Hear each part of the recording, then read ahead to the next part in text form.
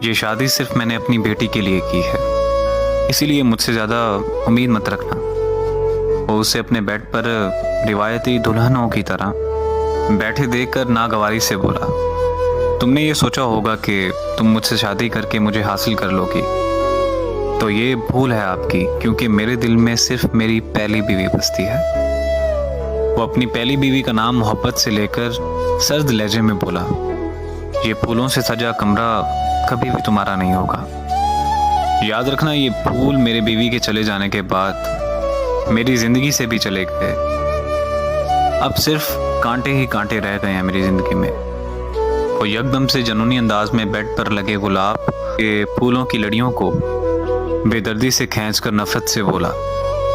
वो उसकी जनूनियत देखकर सहमी और तेजी से बेड से उठी और उससे दूर होने लगी और रोते हुए सोचने लगी कि जिंदगी हर बार क्यों उसे दर्द देती है और क्यों सभी रिश्ते उसे अधूरे मिलते हैं।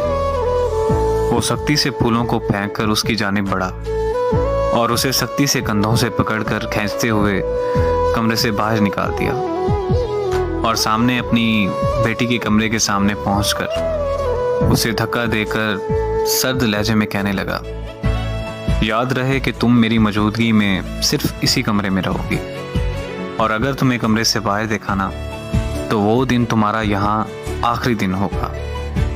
कंधों पर गिरफ्त सख्त करता वो नफरत से उसे देखते हुए कहने लगा। उसे उसके खूबसूरत सरापे को देखकर भी उसे कुछ फील नहीं हो रहा था, और कैसे होता, वो एक पत्थर दिल इंसान था।